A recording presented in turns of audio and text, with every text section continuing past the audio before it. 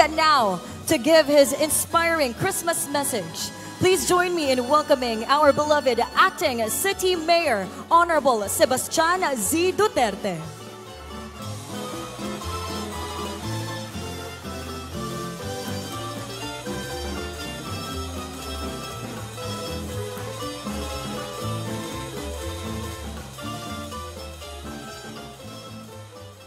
Ngayong gabi sa inyong tanan, lingkod lang, palihog. To the Diplomatic Corps, Acting Vice Mayor Rodrigo Duterte II, City Councilors, Regional Directors of various national government agency, na si Ma'am Tanya Rabat, salamat kayo sa Department of Tourism, City Department Heads, Deputy Mayors, Pasko Fiesta Executive Committee, Davao City Bus Team, Davao City Bus Drivers, mga driver dre. Oh, pagpakan na to. Private sector, sponsors, ug fellow Davaoenos, mayong gabi is yung tanan. So, magsugod ko, magpasalamat ko sa ato ang performers karong gabi, ato silang palakpakan. Atong host, kining mga konsehal nato, pagpakan nato. Kamo rin na magpag para sa inyong kaugalingon. Na atay mga kugihan kaayo nato mga department heads kay bawo kung pagpaki po ninyo usa man ni pabor laman ni dire.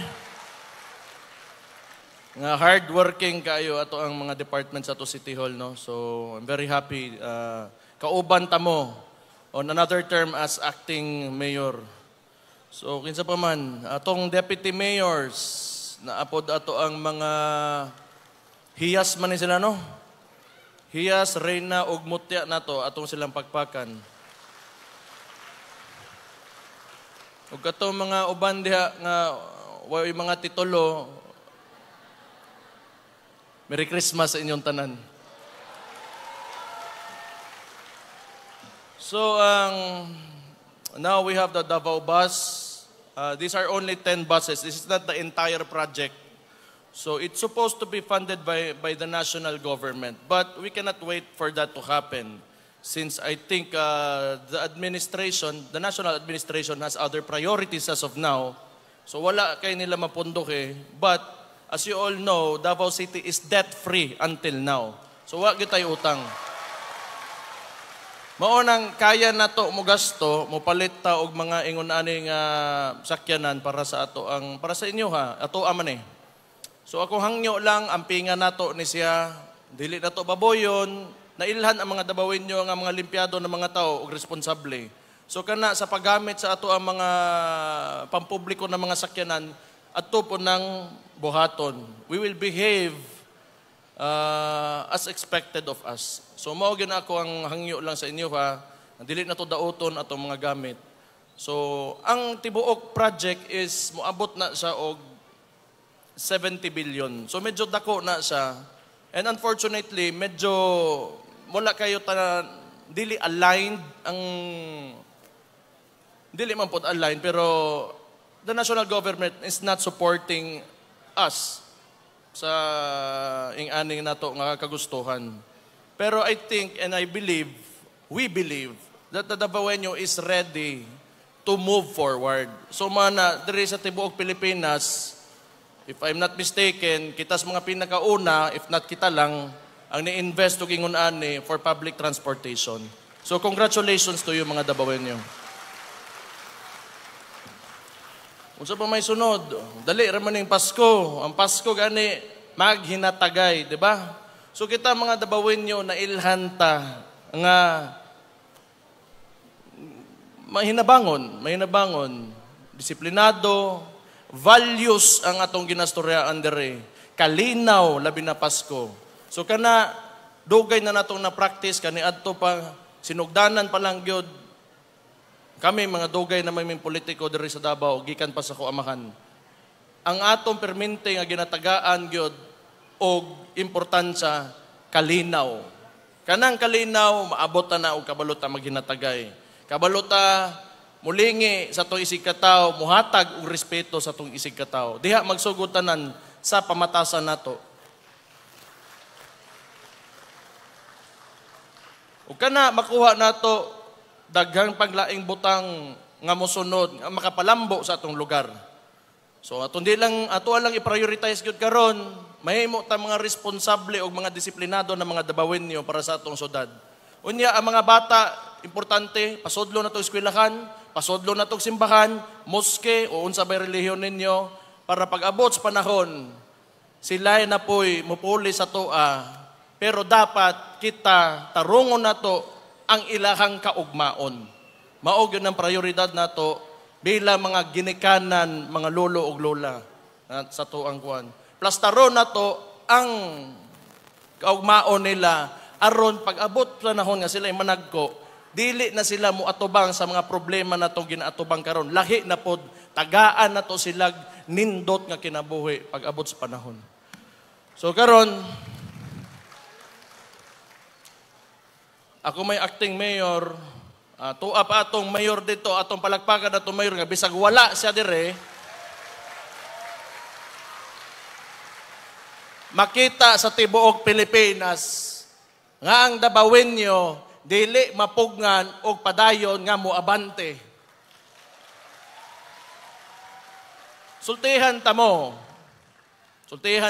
Basta hantod sa nagkahiusat ang tanan, di gyud ta matumba. O di tanawan ninyo, mustorya ko gamay politika o para malingaw ta dire. Niagi tag election, midterm elections. Karon nang gawas na ang AX abot og bilyon. Nakadungog mo gikan sa kampo sa hugpong sa tawong lungsod nga nanghatag sa inyong kwarta para mangayo sa inyong boto. Wala. Pero kinsa inyong gipili? Ang hugpong sa tawong lungsod o si Mayor Rodrigo Roa Duterte. Baliko nako kanang mga tao nga nagtuo sila nga ang dabawenyo naong og kwarta.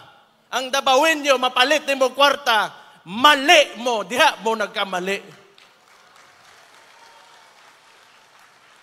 Ang kaugmaon nato kita ray makahatag ana. You love your city and she will love you back. Mao gyud ako ingno sa inyo ha.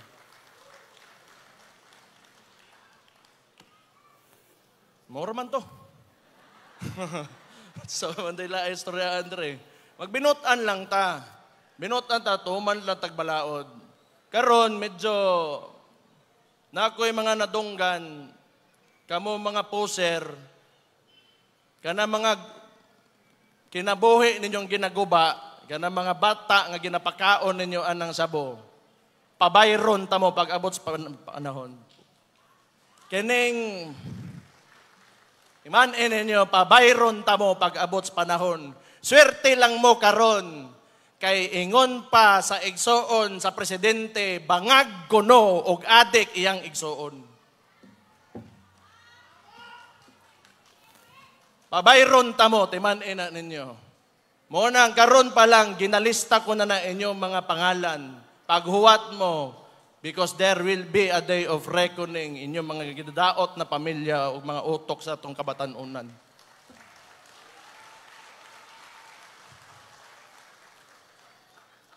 Kapuya, ma-high blood, no? Wala man na. Pero tanaw ha, despite the adversity nga atong ginaatubang, ani ato ang dakbayan, sige tagpalisuran, tanawa, na ay, unsa ba no? Itong ICI nila nga, investigative body daw kuno nga muadto dire.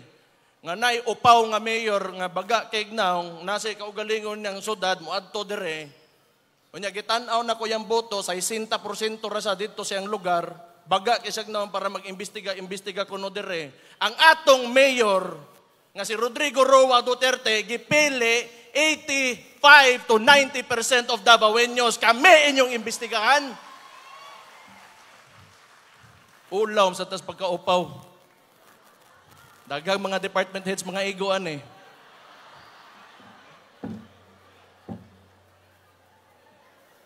Basta kita, di na pasagde na lang na sila kay ilahang politika, PR politics.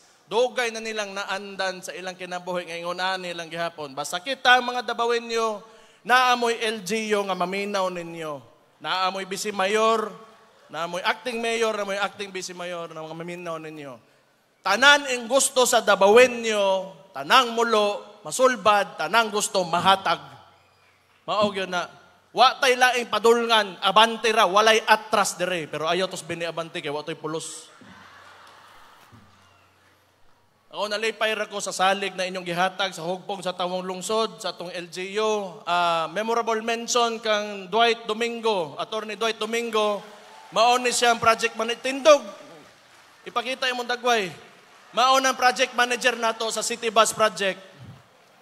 So daghan pa tag mga big ticket projects. We have the waste to energy, which wala pod gi-fund sa national government. Medyo guot ang dalan karon pero maabrihan na atong tulay diri sa Bukana. Padulong na pod ang Davao City bypass road. Hapit na. Gamayng antos lang, sinabtanay lang, tinabangay lang, padulong ta sa kalambuan. Salamat kaayo sa inyo mga Dabawenyo, sa inyong salig o padayon nga pag-uban sa inyong LGU sa pagpalambo aning lugaran ni. Thank you kaayo. Merry Christmas ninyong tanan. Daghang salamat, Acting City Mayor Baste, for the